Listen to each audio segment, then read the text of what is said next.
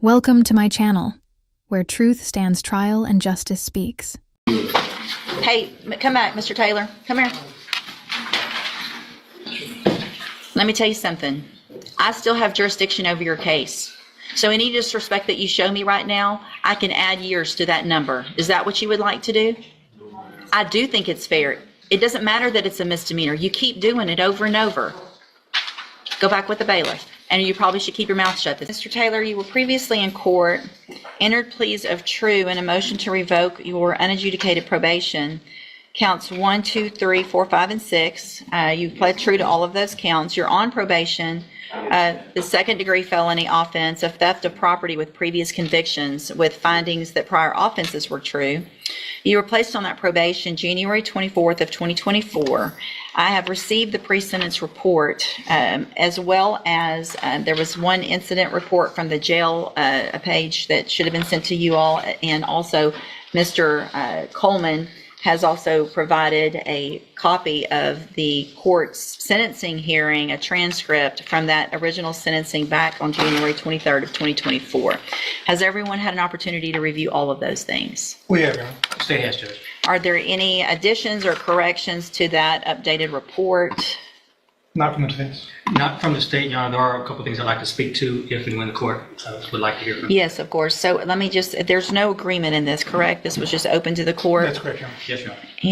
And, all right, Mr. Rojas, you may proceed. Thank you, Your Honor. We're going to be asking for the court to continue Mr. Taylor on probation. I know by looking at the PSI on paper, it doesn't look like there's a chance that Mr. Taylor should be given, especially given his criminal history. It looks like his criminal history is all in some way related to drug abuse. If you look at the allegations he pled true to, those are the non-compliance allegations have to do with drugs. And the reason for not complying with the JCBI program, he doesn't come from a wealthy background. He doesn't have a whole lot of affluent friends and family members that can help him out. He had a ride with his brother. His brother had an accident, and that option was not available to him anymore.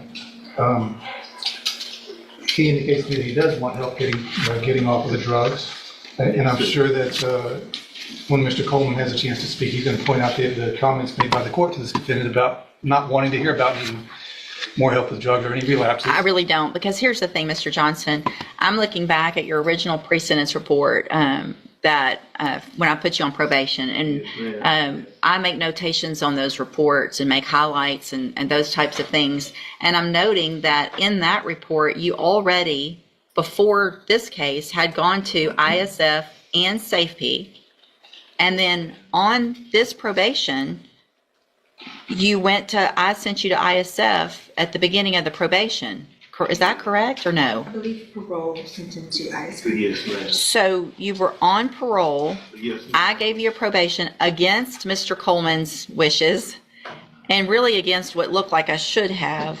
You went to ISF regardless of who. So you've been to ISF twice. Is that correct? You're looking at her. You've gone. Have you been to ISF once or twice? How many times? How many times? Twice in 20 years. Okay, so you've I've been in prison 23 years out of the last 30 years. So I've been doing my time, and but you I keep haven't getting had a chance to, to do what? Because you've been to SafeP, you've been to ISF, and you went to ISF more recently, right? Yes, ma'am. Okay. As soon as I got out, I got it right on probation, and I haven't had a chance to. You got right on probation. You didn't. Yes, ma'am. You And tested. I had to go to Beaumont, which You I'm tested from, positive for but cocaine Yes, after ma'am. all of this time, and all the different things that have been given to you, and the opportunity that I gave you back in January of last year. You pled open, just open to me. I could have done anything. Yes. I could have sent you to prison for 20 years, 10 years, and I gave you an opportunity. And I said on that day, because Mr. Coleman printed it out for I know me, what you said. well, Ma'am. so how do I do anything other than what I said? I mean, the situation. I've got parents. My mother 90 years old. Man, I don't want her to die and I be Hey, in prison. we're not talking about anybody but you today. Yeah, I know. I'm sorry your mom's that old and that you haven't been around to be with her, but that's whose fault? It's not going to be my fault if you're not there. How about some personal responsibility? Instead of my mom is old and don't send me to prison. Ma'am, you know. Judge, what I was saying about this. Go ahead. He was warned about not coming back, and the court didn't want to hear about a relapse, but I don't know that this is really a relapse. He never really got the help.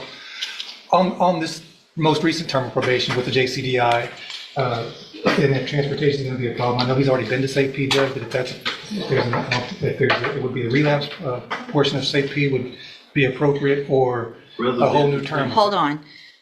So if I'm reading this, I want to know when he went to ISF this last time. Parole sent him when, because the way I'm reading is you were released from ISF and started JCDI August 6th of 2024. So I put you on probation in January, and between January and August, you went to ISF last year. Is that correct or no? Parole sent him to ISF because of additional charge. Okay. So when was that? He was in custody of Jefferson County, and then from custody. Went straight there. So I placed you on probation. You never got out. You went and got help at ISF. Okay. All right. Anything else? And Judge, if the court, and it seems like the court is not leaning towards probation. No. No. I would point out, we understand the range of punishment is up to 20 years, but the bottom end of that range is 2 to 20. And I still haven't done anything yet. So your response and how you act right now is going to go into what I do. I understand the legislation makes it possible to go all the way up to 20, but it also makes it possible to go down as low as 2. I think we have to look at each case for the facts, and the underlying offense was a theft at the Dollar General, I think, or Family Dollar, I think it was about $100 worth of merchandise. I would ask the court to consider something at the lower end of the range, maybe 2 to 5. Just because we can drop the hammer on them, that doesn't necessarily mean that we should. And that's what we're asking the court to do. Probation is not going to be an option. Thank you. Mr. Coleman. I'll keep it brief. The defendant has earned every bit of a 15-year sentence in prison. That's what I asked for originally. You placed on deferred. That's what I'm asking for today. 3 things I'd like to quickly point out, Your Honor. Looking at the defendant's version in the updated PSI, he says that when he was placed on in the JCDI program, that he believes it was an attempt to set him up for failure, demonstrating a lack of acceptance of his own responsibility. The resources and time that have been dedicated to this defendant, limited resources, mind you, could have been redirected to someone who is more amenable to being rehabilitated. Lastly, you got his full criminal history there in the original PSI. And I provided you with the transcript from the sentencing just to remind the court. I know you see a lot of defendants, but just to remind the court that you essentially told him up front this was essentially a zero tolerance probation. And I do appreciate that because I do see a lot and I don't remember it all. But Mr. Taylor, do you have anything you want to say? Yes, ma'am. Been through a lot of things in my life, people dying in my family and other things, drugs. But, I think, that I could do better if I had a chance, proper opportunity, ma'am. And I did a lot of time. I've done my time. You have. I don't think just putting me in prison, I think I need a chance. I really do. It doesn't make any sense because you're saying, you've done a lot of time. And at some point, you either say, I don't like prison and I want to do better. That's what I want, man. But you didn't take advantage of the opportunities you were given. You're saying you want help. And we gave you help, or parole gave you help. So you didn't even get out on my probation yet. You had ISF, a reminder of the tools that you had a long time ago. You had those things, and you got out, and you didn't take advantage of the opportunity that I told you. You better take advantage of it because you're not going to get it again. You're saying the same things that you said. Please just give me another chance. I'm going to do better. Please send me to ISF or a Safe P. It's all the same thing that you're saying, and no one is setting anybody up for failure. Hang on. To the JCDI. I had back surgery.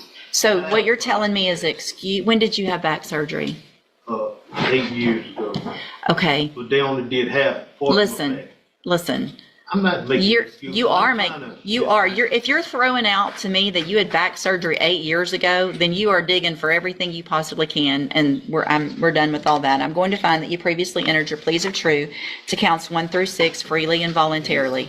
I'm going to find those counts true. I'm going to find sufficient evidence to find you guilty, and at this time, find you guilty of theft of property with previous convictions. I'm going to sentence you to a term of 12 years in the institutional division of the Texas Department of Corrections. You will receive credit on that sentence for any time that you've been in custody that the law gives you the right to receive. I'm going to hand you trial court certification that shows this was not an agreement. You do have some limited rights to appeal. You can talk to Mr. Rojas about that. I'm also going to hand you a written admonishment regarding your ineligibility to possess a firearm or ammunition. Because of the judgment entered against you, you're ineligible under Texas law to possess a firearm or ammunition. Possession of a firearm or ammunition could lead to charges against you. Firearm is a legal term, and you should read the written admonishment I provide you to see what devices qualify as a firearm. If you have any questions about the laws that make you ineligible to possess a firearm or ammunition, or about how long that lasts, you can talk to Mr. Rojas. Y'all need to sign that, and he'll give you a copy of it. Thank you. Thank you, ma'am, for being here.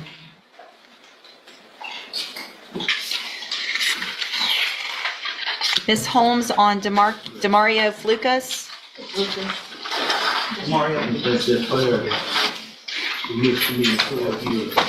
Hey, come back, Mr. Taylor. Come here. Let me tell you something. I still have jurisdiction over your case. So any disrespect that you show me right now, I can add years to that number. Is that what you would like to do? I do think it's fair. It doesn't matter that it's a misdemeanor. You keep doing it over and over. Go back with the bailiff. And you probably should keep your mouth shut